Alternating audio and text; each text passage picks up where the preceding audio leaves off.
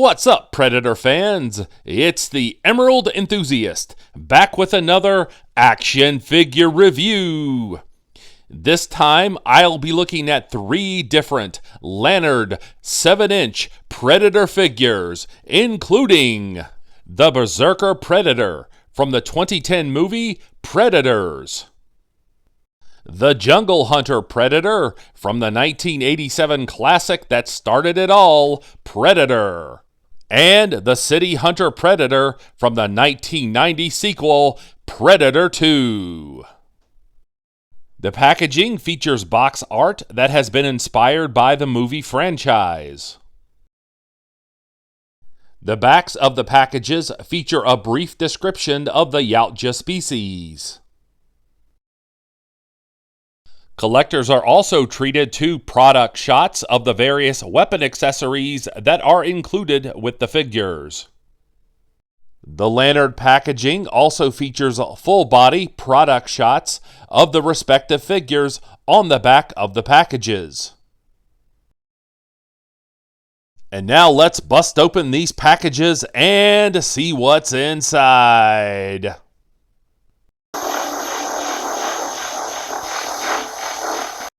Each of the figures has this inner cardboard tray that you could use as a diorama for your display if you wish.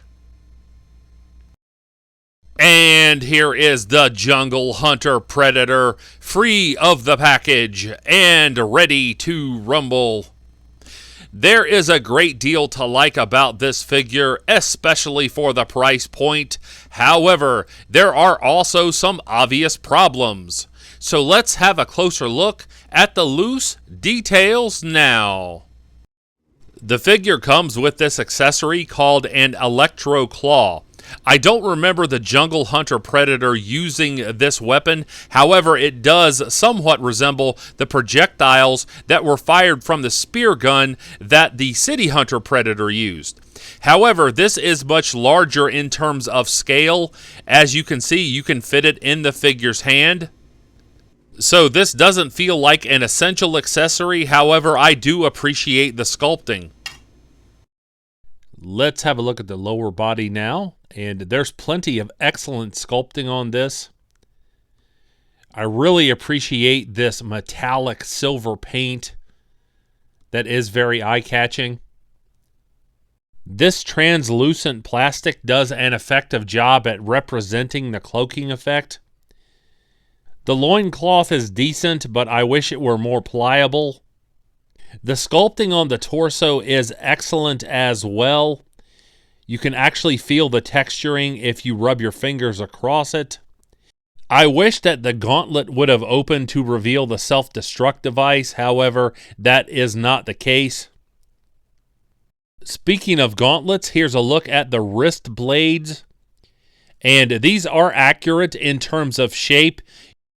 However, you can't get them to retract into the gauntlet. You have this single look. The look of the shoulder cannon is accurate, and this also doesn't feel as vulnerable as some other shoulder cannons on Predator figures, like those on the NECA figures.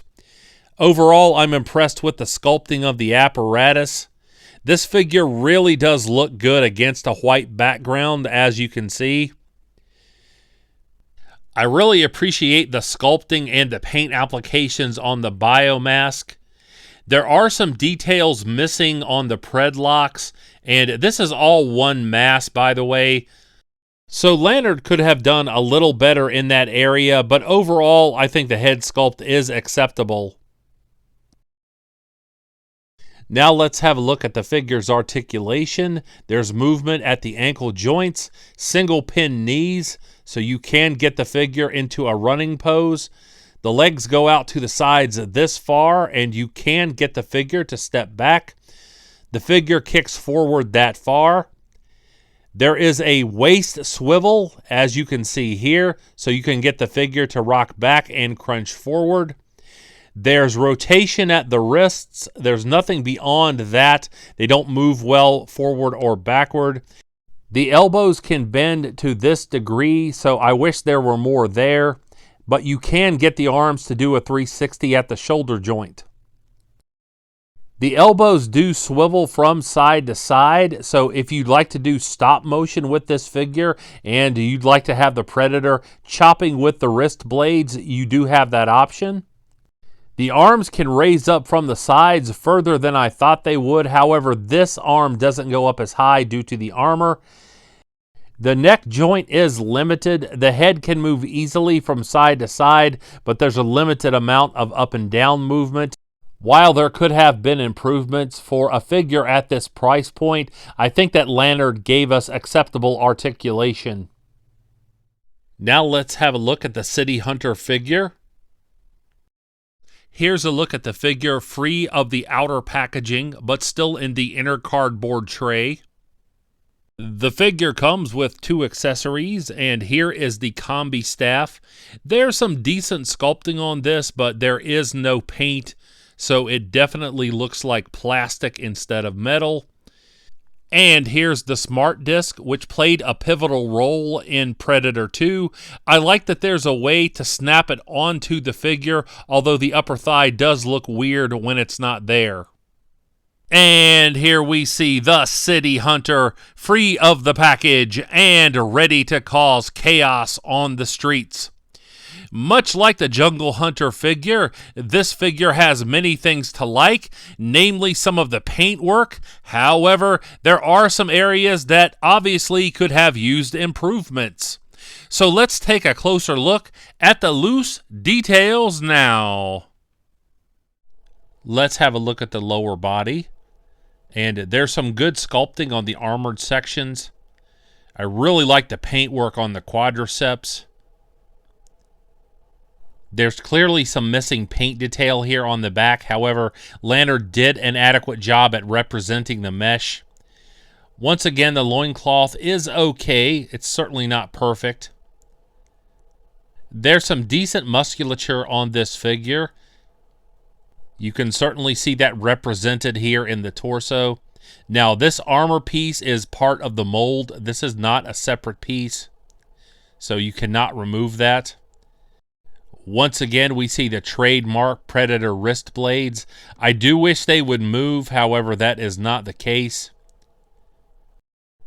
And, of course, once again, we have the plasma caster here.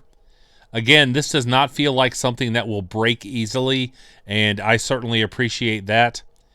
Its movement is different than that of the Jungle Hunter's plasma caster. I'm impressed with this head sculpt, even though it's not completely accurate. I really like that gold paint on the bio mask. Even with the flaws, it's still attention-grabbing. Now let's have a look at articulation. Once again, there is plenty of movement in the ankle joints. Single pin knees, so you can get the figure into a running pose if you wish. The figure kicks forward. The legs move out to the sides that much, and the figure can step back. Once again, they're swiveling at the torso, as well as swiveling at the elbow joints, and rotation at the wrists. The shoulder joints move well for the most part, but as you can see, due to the armor, you cannot get them to do a 360. However, you can raise them up from the torso this much. As I mentioned earlier, there is articulation on the plasma caster, and the articulation on the head is better than I thought it would be. There is some head tilting, and the head moves easily side to side, and there is some up and down movement. Now let's have a look at the Berserker Predator. The figure comes with this plasma bazooka, and I really like the appearance here. The paint application has made this look like metal, and there's plenty of excellent sculpting on this too. And you simply pop off the plasma caster and then pop this onto the figure's shoulder. And here is the Berserker Predator, free of the package and ready to destroy. While I appreciate the musculature and the head sculpt, there are areas of this figure that have been left unpainted, and that means there are portions that are somewhat unsightly. With that being said, let's have a closer look at the loose details now. Here's a look at the lower body, and when I speak about the absence of paint, that becomes obvious right away. Here we have the calf armor pieces, and these are the straps that hold them in place, and these should be brown, and they have been left unpainted. And the same thing up here on the torso, and that looks even worse. I do like the detail of the skin here, as well as the musculature. You can see lots of definition on the quadriceps, so I really do appreciate that. Likewise, there's some very intricate paintwork here on the torso. Once again, the armor is part of the mold. It is not removable. There's definitely some detail missing here on the loincloth. The cloth parts should be darker than the armored parts. The main green color of the skin is much more saturated than it should be, but I do like the little paint details here around the pectorals. Here's a look at the wrist gauntlet, and the blade that comes out of this is not bad, although it definitely should be longer. Once again, we have another unpainted strap. I do appreciate the sculpting on the biceps, the triceps, and the deltoids. And here's a look at the plasma caster. Once again, there's some minimal movement. It's somewhat hampered by the head sculpt, and that is not surprising. I really appreciate the sculpting here on this bone mandible.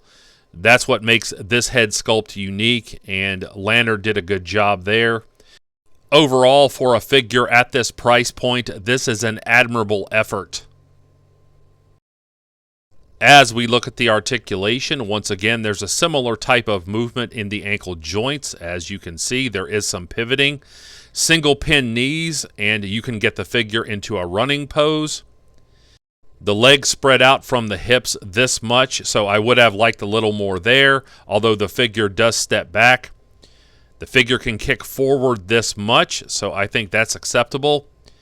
Once again, I really do like this swiveling waist. This is better than many other toy lines that I have seen.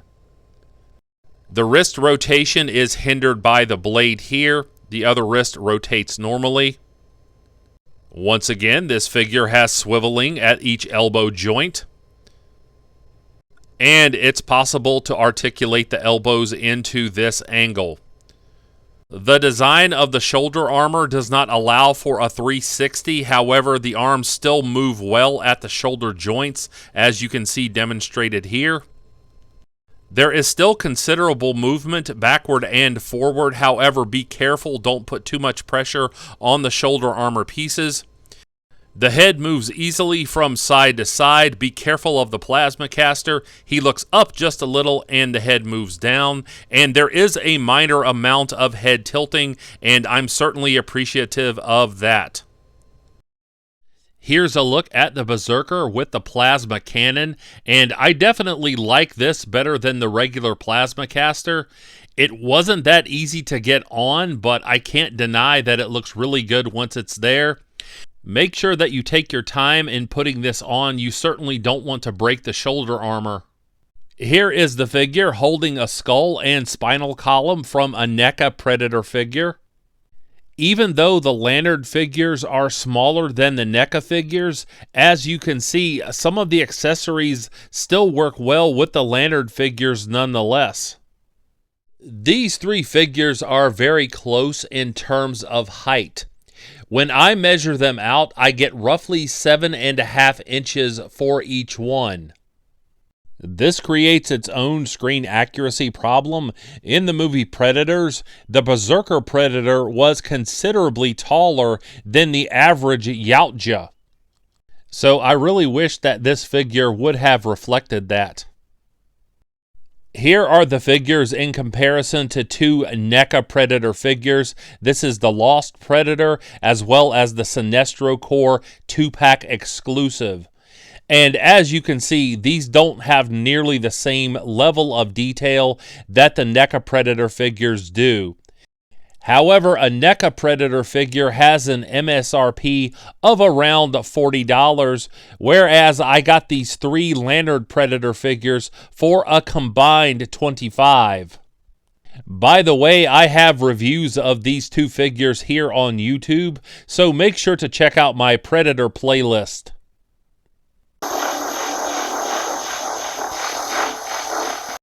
Like and subscribe if you enjoyed this review, and please tell all of your friends about this channel. I would certainly appreciate it. And I'll be back with more Predator content soon. But until we meet again, this has been the Emerald Enthusiast, and thanks for watching!